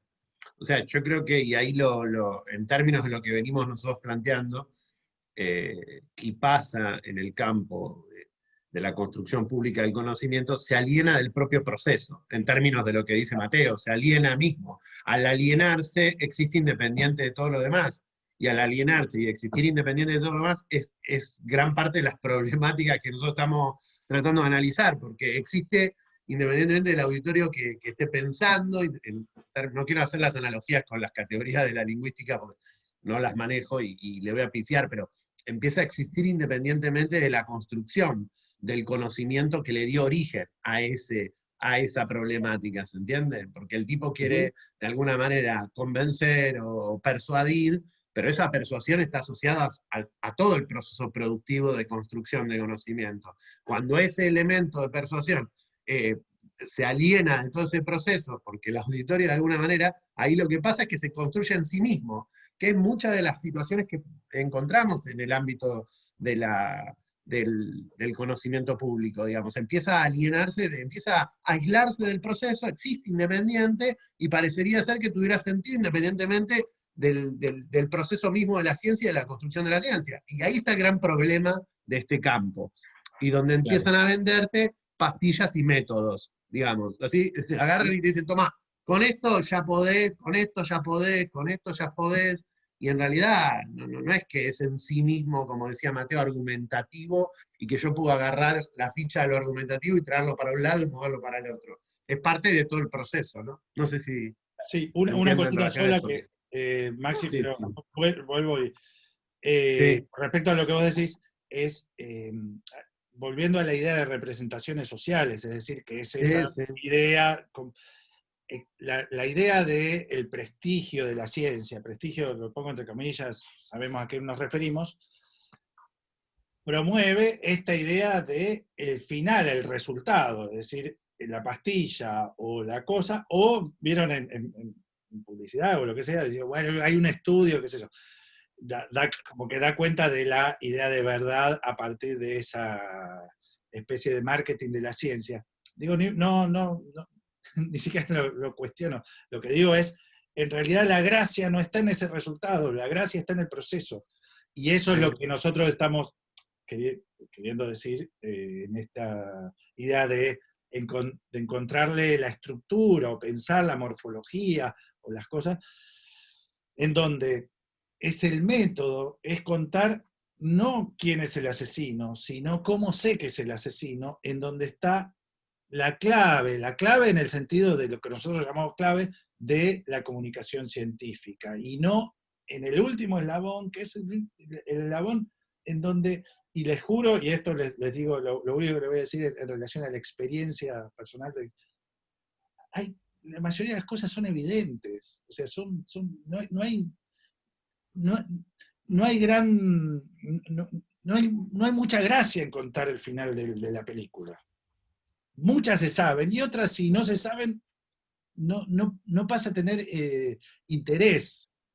Entonces estamos haciendo casi como el discurso kitsch, ¿no? Esa cosa, solo utilizamos los procedimientos para lograr el efecto esperado, pero nos olvidamos de todo lo que nos trajo hasta acá. Y se pierde, y no lo estoy diciendo ni en un sentido moral ni en un sentido ético. Lo estoy diciendo en el sentido de la eficacia simbólica, de la eficacia persuasiva, de la eficacia del sentido, nada más. Yo lo coincido, me encanta, me gustaría tener más estas conversaciones. Yo lo comparto totalmente. El tema, la pregunta que uno, ahí voy, perdón Ángela, la pregunta que uno se hace, o por lo menos la pregunta que de alguna manera nos estamos tratando de hacer, es por qué, a pesar de todo esto que yo comparto con vos, y que creo que de alguna manera tiene que ver en el plano de lo que vos decís, o en el plano de las prácticas, esta necesidad de autonomizarse sigue existiendo, y termina siendo eficaz en la vida social de los sujetos. Y esta idea de mostrar el final, muchas veces en la vida cotidiana, termina siendo eficaz en los aspectos en que la ciencia aparece representada por la sociedad. Y eficaz en el sentido de que es absorbido y termina siendo efectiva en la manera en que otras comunidades prácticas, no las científicas, utilizo esto para que nos entendamos, entienden lo que es la ciencia. Y ahí yo creo que hay que cruzarlo con el capitalismo, ¿no? Digamos, hay una lógica de producción del capitalismo en la mercancía que es imposible que no esté presente en el entramado relacional, incluso disputando con la misma ciencia, ¿no? Y ahí es cuando se produce este coso alienado que aparece independiente, que obviamente lo que uno trata de combatir sistemáticamente, como muy bien narraste vos, digamos, pero la pregunta que uno se sigue haciendo es ¿por qué sigue siendo efectiva la idea de presentar objetos cerrados independientemente de su proceso productivo, y son efectivos en la manera en que es comunicada la ciencia? Digo, y yo me lo pregunto en términos, no buscando una respuesta, sino en términos hasta políticos, ¿sí? Digo, hay que analizar la efectividad de esos objetos cerrados, porque son los objetos que muchas veces terminan determinando parte de lo que se comprende que es una determinada problemática científica, ¿no? No sé, Ángela, ¿querías? Sí, bueno, me resulta enormemente interesante y la verdad es que me quedo dando vueltas ahí en la charla que tuvimos hoy. Y yo pensaba desde mi área, que es el derecho, ¿no es cierto? Y que bueno, todo esto que tiene que ver con esta construcción del discurso lo tenemos, esto de la persuasión, la convicción, etcétera. Pero pensaba, ¿no? Esto que decía de la construcción del caso, el caso María Soledad hace 20 años, lo que se transmitía o lo que se construyó públicamente, y en esto me dirán ustedes si es así, fue la muerte de parte de los hijos del poder, ¿no es cierto? Duró 20 años. Este año, cuando hicieron la conmemoración del caso María Soledad, se renueva el caso, porque, es decir, exactamente el mismo hecho, se renueva el caso con otro argumento independiente del origen. Ahora se dice el primer feminicidio, o el primer femicidio, y es la discusión que tenemos, ¿no? Digo, y no es una ciencia dura, porque esto fue puramente de la vida el hecho, ¿no? Entonces, también estas construcciones se independizan absolutamente de los hechos originales, y vamos a ver qué vamos a decir el año que viene, o cómo se va a conmemorar, o qué tendrá una nueva construcción dentro de esto de las disputas de las nuevas formas, ¿no es cierto? Sí, tal cual. Ahí lo que digo de esto, Ángela, que está buenísimo el ejemplo que diste, también tiene que ver con, digamos, la idea del caso, que es otro tema, porque es requete lindo, requete complejo, y me estoy reprimiendo, sepan lo que me estoy reprimiendo. El tema del caso, porque es una teoría, es muy interesante, y acá entra lo que vos decís, Ángela, es decir, la idea de ver el elemento, llamémosle, es feo decirlo en relación a la muerte, o lo que sea, con los ojos que se ven socialmente, es decir, hoy se ve distinto que se veía hace 20 años, el mismo hecho, pero no solo pasa con un hecho luctuoso, pasa con cualquier... Y en ese sentido, la idea de caso se va resignificando, ¿sí? Lo que yo ligaba a lo de caso es esta idea que antes planteaba Mauro, muchas veces en nuestro tema, que sería la comunicación científica deja de ser interesante, pongámosle este tema coloquial, después podemos, cuando deja de comunicar. O sea, ¿qué uno deja de comunicar?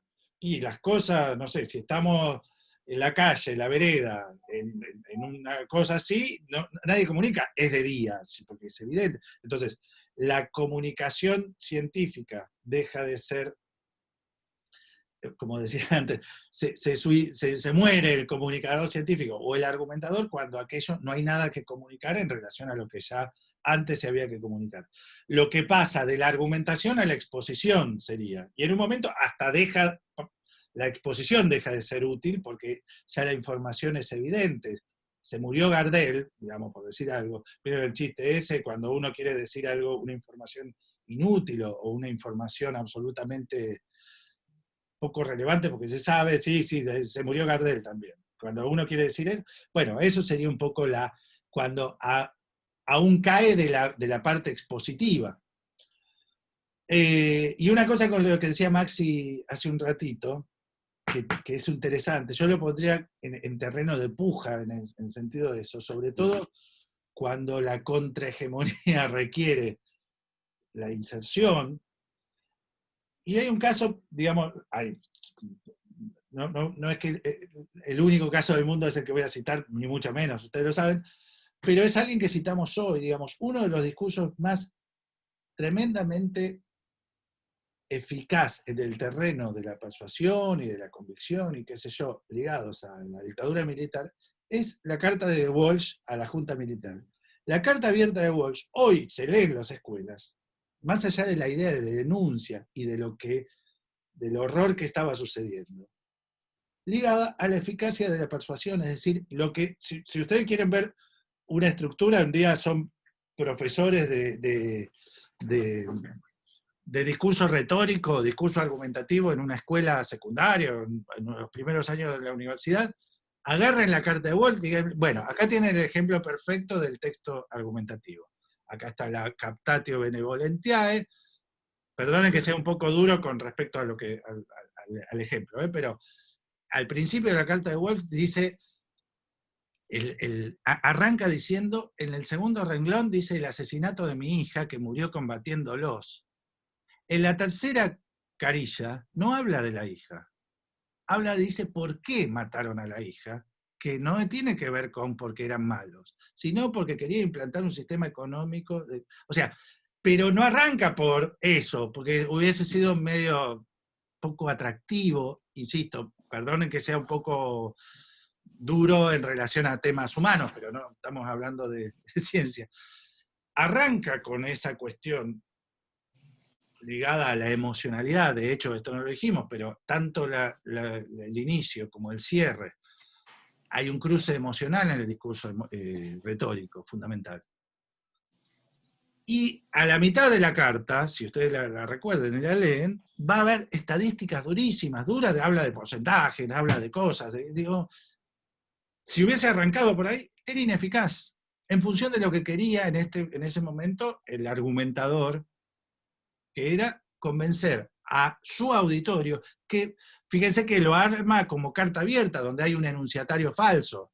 El enunciatario falso es la Junta Militar, es una carta, obviamente su auditorio no era la Junta Militar, su auditorio era la población próxima a conocer de estos temas, etc.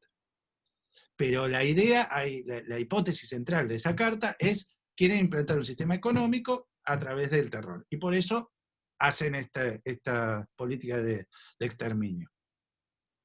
En ese sentido, por eso digo contrahegemónico, en relación a eso, hoy, si la carta es del 77, del 24 de marzo del 77, hoy, tantas décadas después, seguimos hablando de esa carta. ¿Por qué? Porque es un tipo de texto ligado a la eficacia retórica.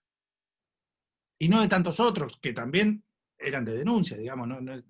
Por eso el mecanismo también puja por esto que decía Maxi. Digo, puja, pelea con eso que decía Maxi del texto, el discurso científico, lo que sea, pasteurizado o ya masticado y dado ahí por los procedimientos que conocemos. También esta necesidad de procedimientos retóricos puja con eso que dice Maxi.